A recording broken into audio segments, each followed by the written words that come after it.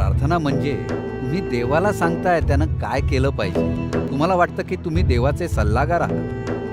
ध्यान म्हणजे तुम्ही फक्त गप्प बसला. जर तुम्ही गप्प बसलात, मग सगळं काही जे तुमच्यासोबत घडायला पाहिजे ते घडून येईल.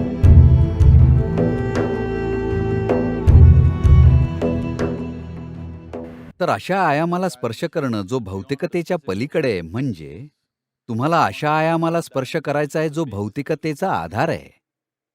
जेव्हा तुम्ही म्हणतात ते जे भौतिकतेचा आधार आहे, तुम्ही म्हणताय की तुम्हाला या सृष्टीमध्ये रस नाहीये, तुम्हाला सृष्टीच्या स्रोतामध्ये रस आहे.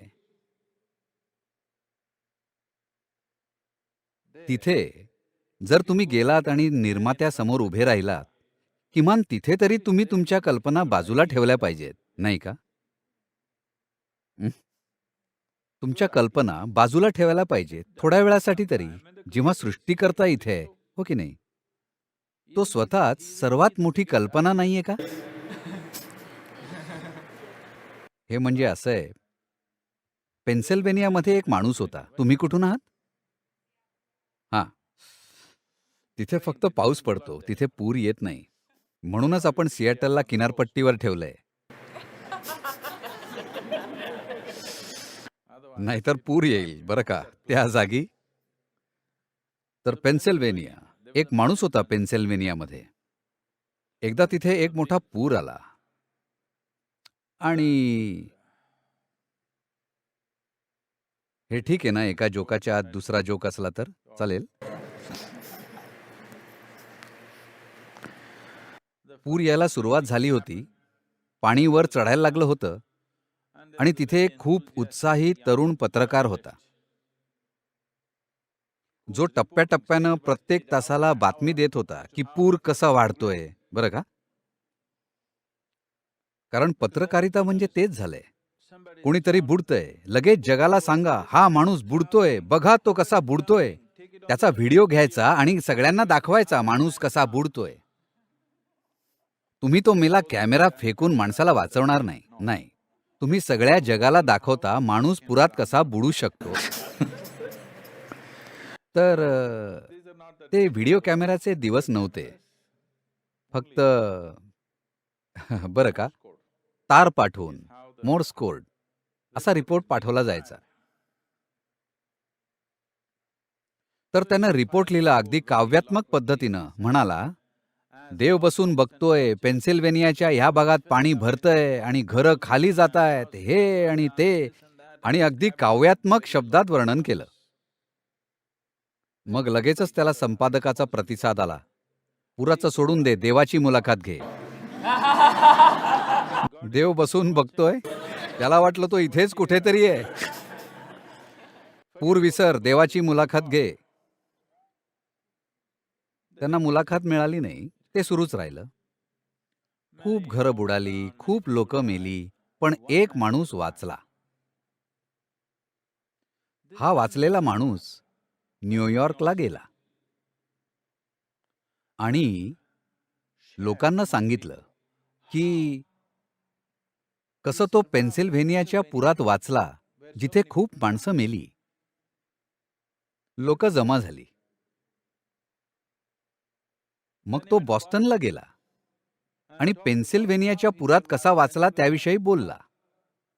आणि आणखीन लोक गोळा झाले. मग तो सिएटलला आला आणि तिथेही बोलला. आणखी लोक जमा झाली.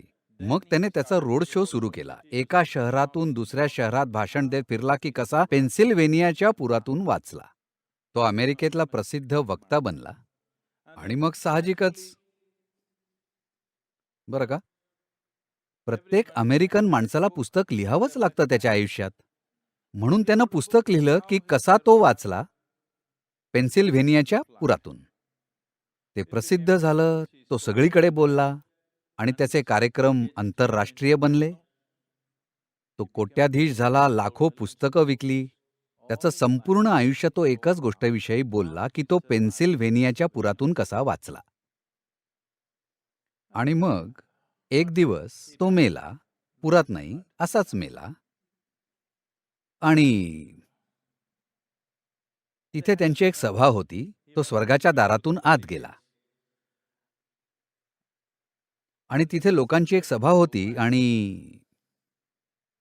तिथे बोलायची संधी होती. काही लोकं बोलू शकत होती. म्हणून तो शेजाऱ्याला म्हणाला, "मी माझा अनुभव सांगतो की कसं मी पेन्सिल्व्हेनियाच्या पुरातून वाचलो." कोणीतरी त्याला खुणावलं आणि म्हणालं, "प्रेक्षकांमध्ये नोव्हा बसलाय."